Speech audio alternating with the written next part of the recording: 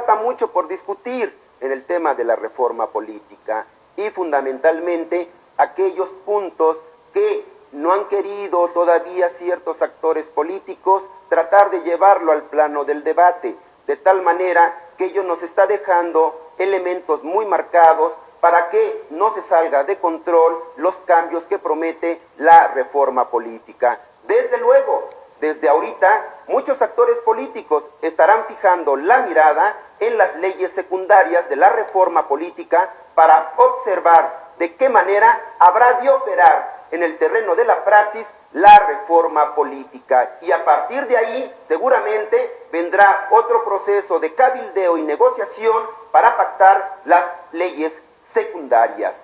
Laura, en el terreno de la opinión pública, ¿qué tanto ha penetrado la social media? ¿Ha logrado posicionarse con estas reformas y fundamentalmente el tema de la reforma política? Antes, cuando nos decían opinión pública, era como muy difícil materializar esto es la opinión pública, ¿no? Ahora las redes sociales y las opiniones que tenemos en internet nos dan un buen termómetro de lo que es la opinión pública, ¿no? Nos da como esa herramienta para materializarla un poco. Debemos entender que con estas reformas se tocaron dos puntos importantes para la vida de los mexicanos, que ha sido el petróleo es de los mexicanos y otro sufragio efectivo o no reelección, ¿no? Como vuelvo a repetir, la reforma política, si bien tiene muchos temas importantes, el tema de la reelección para la gente, tanto en internet como aquellos que no se informan todavía por medios tradicionales, sigue siendo un tema muy importante, ¿no? Vemos que legislatura tras legislatura algunos diputados, tanto locales como federales, regresan a tomar una curul. Entonces tampoco queda muy claro, o sea, si bien no sabemos por qué ese legislador regresa a alguna de las cámaras, con este tema de la reelección nos va a quedar, o a muchas personas les va a traer más confusión, pero como dije, no importa, la gente lo que necesita y lo que está ávida de conocer y de tocar, de hablar, son de soluciones. Ahora, Laura, los partidos políticos, tras este debate y aprobación de las reformas en el país y fundamentalmente la reforma política, sí están utilizando las redes sociales como un espacio publicitario para convencer a la ciudadanía que está accesando a esos medios para informarse de cómo vienen las reformas. Sí, bueno, los partidos políticos de manera individual como partidos, creo que a partir del 2012 ya le dan más importancia al uso de tanto del internet como de redes sociales para transmitir un mensaje, ¿no? ¿Qué estoy haciendo y con quién me rozo dentro de la clase política? Básicamente es para eso. Pero también hay algunos casos en los que el tema de la rendición de cuentas, aunque sea para la difusión de sus informes de gobierno, lo están utilizando. Para el tema de las reformas, creo que solamente es el tema de postura, ¿no? Yo estoy a favor porque estoy dentro de tal partido, o yo estoy en contra porque pertenezco a tal corriente. O sea, es sobre esos okay. No esos se meten a temas, discutir, ¿no?, dentro de las redes sociales el fondo de las reformas. No, creo que si no se discute en la Cámara, tampoco se ha usado. Esa es la paradoja, ¿no?, de la democracia mexicana. Claro. Pasemos ahora al umbral. Es un tema muy importante. Para nuestro auditorio, el umbral electoral se identifica como el porcentaje que el partido político debe obtener cada vez que enfrenta un proceso electoral para conservar su registro como partido político nacional. Y de acuerdo al código que norma las elecciones federales en nuestro país, que es el Código Federal de Instituciones y Procedimientos Electorales, que por sus siglas se denomina COFIPE, establece que en nuestro país un partido político de carácter nacional conserva su registro después de un proceso electoral, se alcanza el 2% de la votación considerada dentro del padrón electoral. Con esta reforma política pasamos de un 2% a un 3%. Desde luego, los más felices, Luciano, han de ser los partidos más fuertes en el país, el PAN, el PRI, el PRD, y quizás un poquito de los que tendrán que trabajar, pues son partidos como Nueva Alianza, Movimiento Ciudadano o el Partido Verde Ecologista.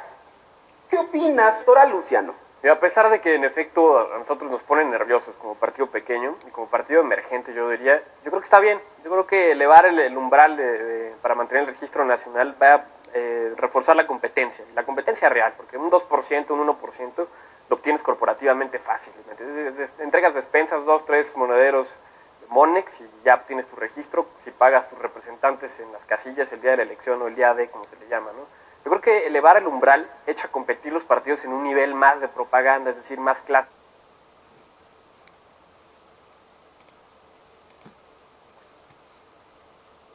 más de ideas y de confrontación, o por lo menos es lo deseable y lo que esperaríamos. Hablando de cosas, digamos, como de chismes, de política y de registros, ¿qué va a pasar con el PRD? Que son partidos de izquierda. Estamos viendo también que a lo mejor este umbral lo que logra es por fin definir bien el espectro político. Tenemos al PAN, por ejemplo, que es la tradicional derecha, aunque de repente juegue como conservadores, como izquierda, no sabemos, ¿no? Pero por lo menos está ahí. El PRI como un partido más o menos de centro, dice que socialdemócrata, pero también jugando de repente en esas canchas. Y el PRD igual. Pero tenemos un sector que va a ser Morena, Movimiento Ciudadano y PT, que son lo mismo. Son una ala radical de izquierda o ultraconservadora, porque eso es lo que son conservadores en lo social y en lo económico. ¿Qué va a pasar? Yo creo que se va a decantar al final el sistema político y nosotros esperemos que Nueva Alianza como partido liberal tengamos una opción ahí, por lo menos de contrapeso en este sistema. Entonces, yo creo que está bien. Yo creo que esto va a alentar a que haya campañas más propositivas o por lo menos más ingenio en las campañas, ¿no? Y en propaganda. Y espero que el umbral vaya por lo menos trastocando el sistema corporativo. Claro. Esto va de la mano a muchas otras cosas, ¿no? Pero claro, yo creo que está bien que claro. De hecho, Giovanni Sartori, un gran teórico de la teoría política, sostiene una fundamentación sobre la existencia de los partidos pequeños o los partidos emergentes. Su condición de competencia política es siempre ir en alianza.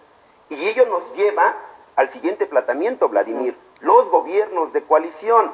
No es la primera vez que en nuestro país se generan candidaturas de coalición para lograr llevar a ese candidato al triunfo electoral. La razón por la cual cuando triunfa ese candidato, desde luego se conforma un gobierno con las diversas cuotas correspondientes de los partidos que apoyaron a ese candidato.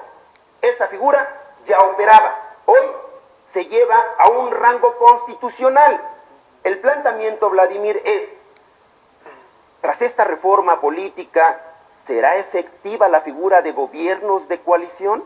Mira, Limber, muy interesante el planteamiento que haces, y traer a Giovanni Sartori no es más que releer a Maquiavelo. Maquiavelo en su libro del Príncipe nos dice que las principales alianzas se tienen que hacer entre iguales. Por lo tanto, Sartori muy novedoso, pero no aporta mucho también a la discusión de la ciencia política. Maquiavelo nos dice que los principados fuertes tienen que hacer alianzas con principados fuertes, los débiles con débiles, y en esa lógica, ¿no? De esta forma que nos permite, que eso ha funcionado en el transcurso de todas las repúblicas, las alianzas políticas entre grupos similares. El gran problema que yo veo aquí es que ¿cómo vas a medir el tamaño, el posicionamiento y la fuerza que tienen estos grupos políticos si no es más que a través del dinero? ¿Verdad? ¿Por qué? Vamos al fondo. En México las elecciones está concentrada en los partidos políticos. La democracia es de partido y los partidos en México cuestan mucho dinero.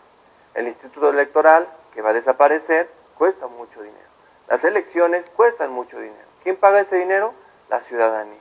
El gran tema es cómo hacemos más eficiente las elecciones, cómo hacemos más eficiente también a los partidos.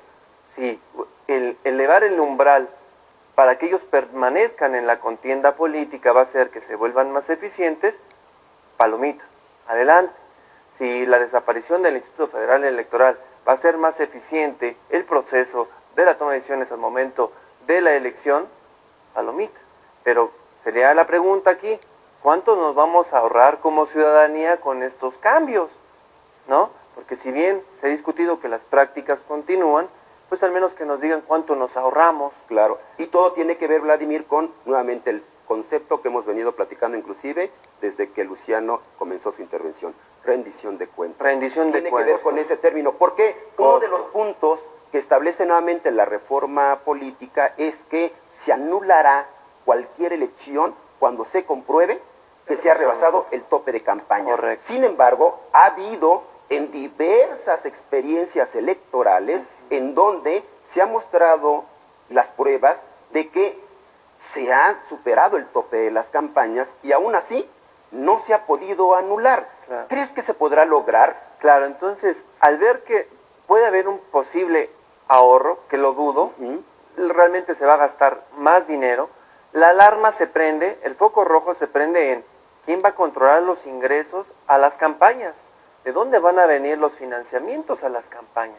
quién va a estar más necesitado de buscar financiamiento, los partidos chicos o los partidos grandes, quién está más en condición de aceptar un acuerdo con un grupo outsider, ¿no? O un grupo que no esté dentro de las reglas establecidas del juego, un partido chico o un partido grande.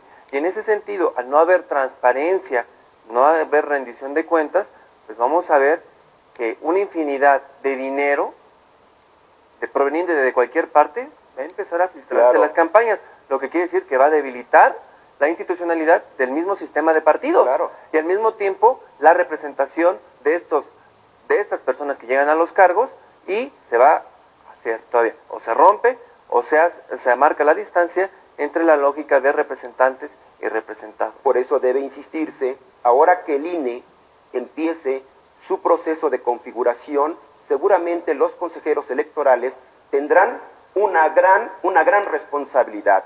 Establecer mecanismos más efectivos de fiscalización a las prerrogativas de los partidos políticos que obtienen financiamiento público del Estado por un lado, y por el otro, lo que bien comentabas tú, Vladimir, el financiamiento privado.